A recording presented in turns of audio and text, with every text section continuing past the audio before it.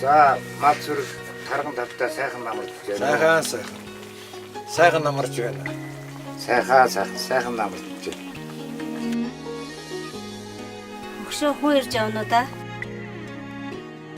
За сайн байцгаана уу? Сайн байна уу?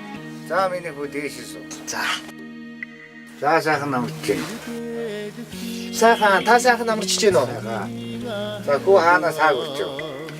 Цаан чинь иргэдийн төлөөлөгчдийн хурлын сонгуул болох гээд та нарыгаа зорж явнаа.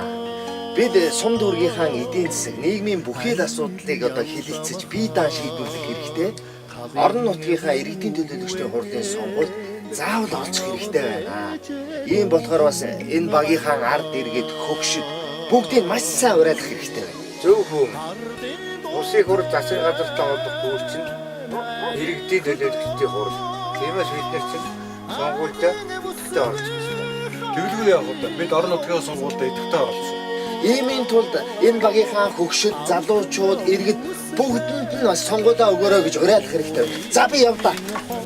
Монгол улсын сонгуулийн ерөнхийлөгөөр